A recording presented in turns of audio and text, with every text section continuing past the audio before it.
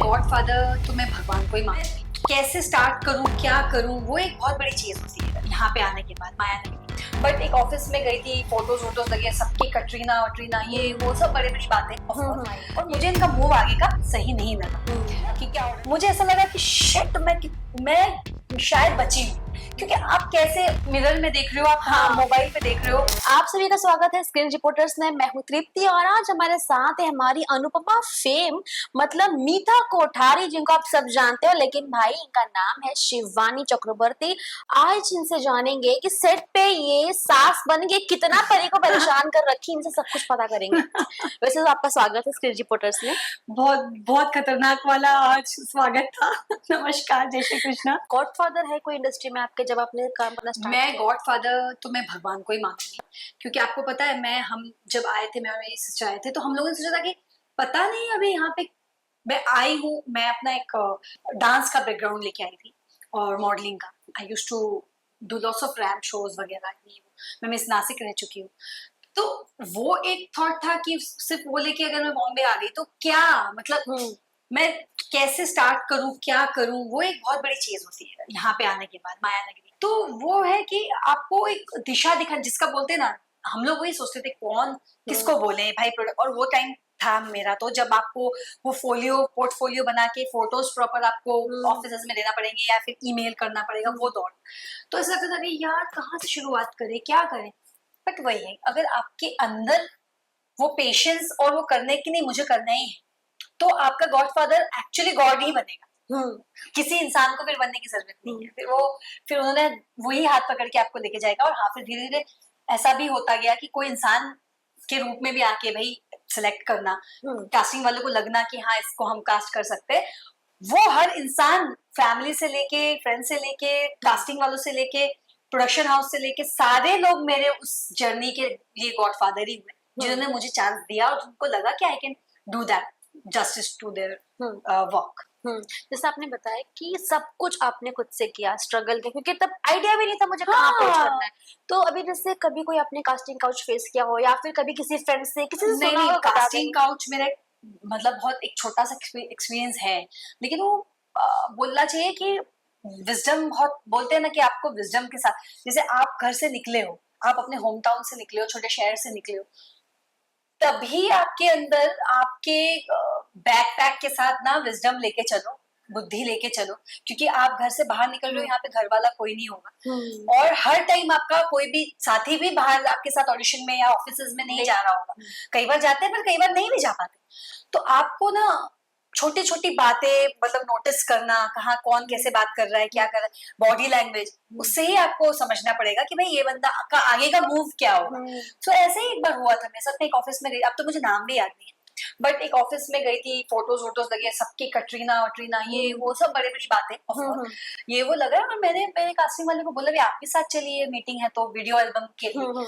तो मैं डांस तब करती ही थी, तो नहीं आप थोड़े कॉस्ट्यूम्स लेके जाइएगा साथ में, और हो सकता है आपको वहां पे छोटा वीडियो बना के वो फिर आपका देखेंगे। और चलो ठीक है, इतना तो समझ में आ रहा है कि इट्स ओके। मैंने बोला पर आप चलिए, क्योंकि वो उनका घर भी था ऑफिस के साथ, तो मैं आप भी चलिए। I don't know how he just like you know slipped away with that कि मैं नहीं जाऊंगा, उससे बैकआउट हो गए। तब भी मेरे को लगा थोड़ा चलो ठीक है, मैंने कहा चलो ठीक है, देखते हैं, जाते हैं। आई वेंट देयर एंड देखा तो वो थे साथ में ऑफिस में। फिर बड़ी बड़ी बातें, आप क्या पियेंगे, क्या खाएंगी, ये वो सब हुआ। ठीक है, आप कॉस्ट्यूम आपके क्या क्या लाई हो, ये पहन लीजिए, आपका सॉन्ग एक देखते हैं हम, ये वो आपको। बट आफ्टर दैट ना, जब मैंने मेरा एक लुक टेस्ट टेक किया उन्होंने, चलो तब तक भी बात सही जा रही थी कि मैं भी लुक टेस्ट में, उसके बाद मुझे थोड़ा लगा वियर्ड ना, कोई बंदा कि आपको सी, एक तो ऐसे ही आपको वुमेन को एक पावर भगवान ने दी होती है, तो अब जब बैठे हो साथ में, तो ही मुझे एक फील गुड नहीं हुआ कि कैसे क्या हम करेंगे, ये बात करेंगे, हम अच्छा से करें। तो I don't felt that vibe, और मुझे इनका मूव आगे का सही नहीं लगा कि क्या ऑर्डर करना है, कुछ खाने में भी। अब देखो यहाँ पे काम आता है आपका दिमाग। मतलब मैं ये बोलती हूँ कि कई बार ना आपको भी बहुत अलर्ट होना पड़ता है, हो गया ऐसा था वैसा नहीं होता है। मैं ये बड़ाई की बात नहीं है, ये आपके अलर्टनेस की बात है। अब मुझे जब पता चल रहा है कि आगे बात सही नहीं लग रही, अब मेरा बैग भी रखा है, मुझे वो भी पैक करके निकलना होगा, मैं भाग के भी नहीं जा सकती। लाइक पता नहीं क्या हो जाए, वो क्या समझो, मुझे बोलते आप क्यों भाग रही हो, या हो सकता है वो कुछ भी जबरदस्ती कर ले, क्योंकि उसका इंटेंशन तो मुझे समझ में आ रहा था जी। आगे का। सो आई वाज लाइक कि चलो, फिर मैंने वो धीरे से ओके सर, बात करते करते मैं पैकिंग शुरू कर रही थी ऐसे। हाँ फिर हम ये करते हैं, हाँ आप ऐसा कर लीजिए वैसा कर। मैंने बहुत स्मार्टली बैग लिया हाथ में और मैंने कहा कि मैं वॉशरूम जाऊंगी, ऐसा बोला। और वॉशरूम बाहर ही था। वॉशरूम जाते जाते मैंने क्या किया, बाहर से ही मैंने उनको बोल दिया बाहर में जा।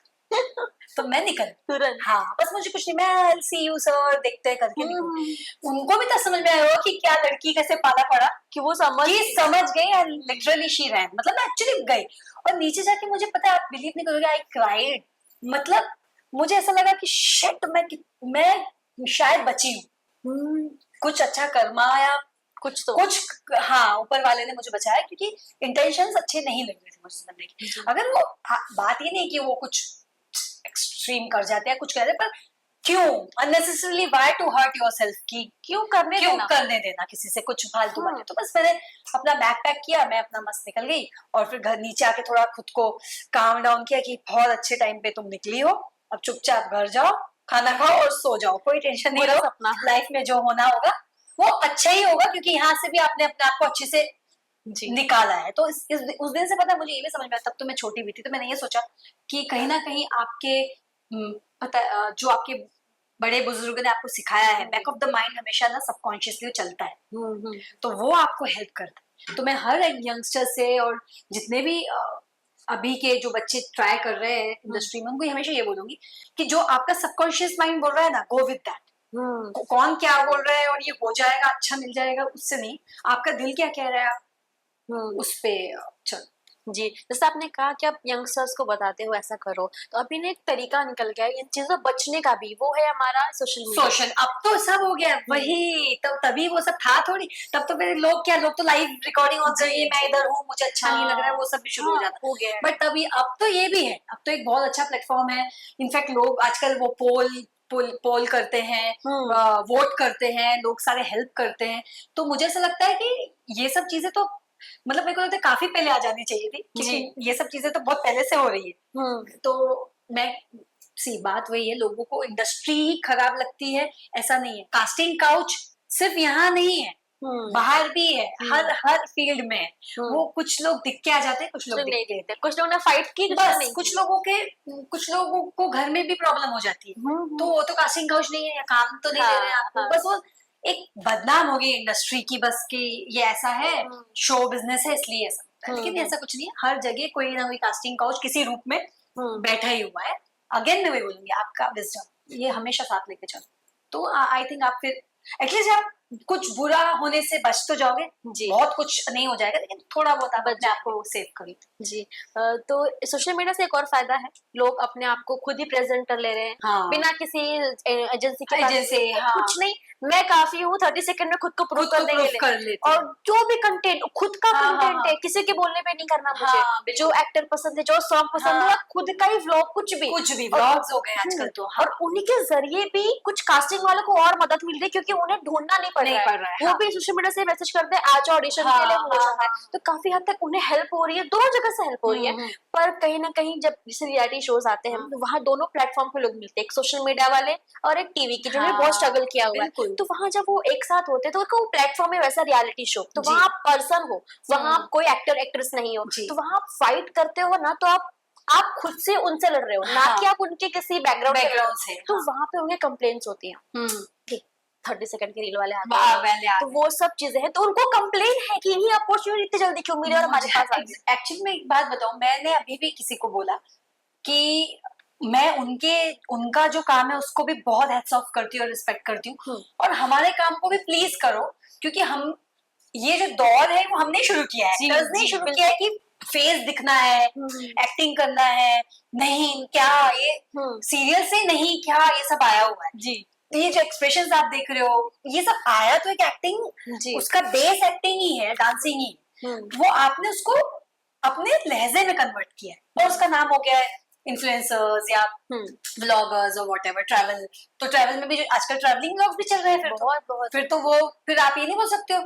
बात वही है कि सबको एट द एंड एक्चुअली उसका रीजन सबको फेमस होना, बस फेमस होना ही आजकल एक मेन बात हो गई। लोग कई बार ऐसा होता है कि आप आप हो, आपकी चीजें बहुत है, चल रही है, लेकिन आपको लोग नहीं जानते। नहीं जानते जी। तो बस उस चीज की ये फाइट है कि मैं तो 30 सेकंड में करके दिखा सकता हूँ, आप लोग सालों से हो, आप लोग। जी तो वही बात है कि हर चीज में मेहनत होती है, हर चीज में मेहनत होती है। अभी फॉर एक एग्जांपल मैं अपना ही देती हूँ, आज ही शायद मैं बोल रही थी कि भाई ये कैसे ब्लॉगर्स या इन्फ्लुएंसर्स बना लेते 2 मिनट में वो गेट रेडी विथ मी हाँ और ये वो। मैं, आप बिलीव नहीं करोगे, मैं करने जा रही हूँ, आपको समझ में नहीं, क्योंकि आप कैसे मिरर में देख रहे हो, आप हाँ। मोबाइल पे देख रहे हो, और मुझे बताने में कोई शर्म नहीं कि मुझे नहीं हो रहा था करने को, आई वॉज अनकंफर्टेबल। हो सकता है मेरा वो जोन नहीं हो, लेकिन हाँ मुझे एक स्क्रिप्ट दे दो, वो मैं भी फाड़ दूंगी। तो वो अब वही बात है, हर किसी का अपना अपना काम है, हर किसी के प्लेट में अपनी सब्जी रखी है।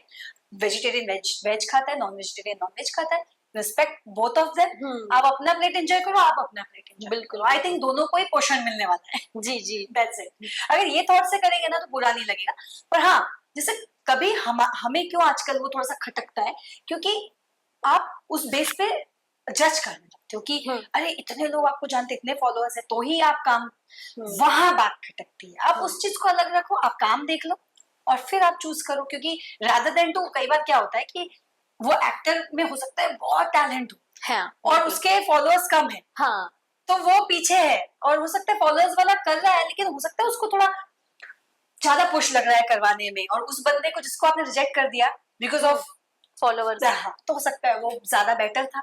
मतलब करते करते तो उसको भी आ जाएगा, लेकिन एक बना बनाया एक्टर जो सालों से इस चीज के लिए मेहनत कर रहा है जी मेरे हिसाब से, इसलिए प्लेटफॉर्म अलग होने चाहिए। इनकी कंपटीशन उनकी, इनकी हाँ, कंपटीशन बिल्कुल, उनकी।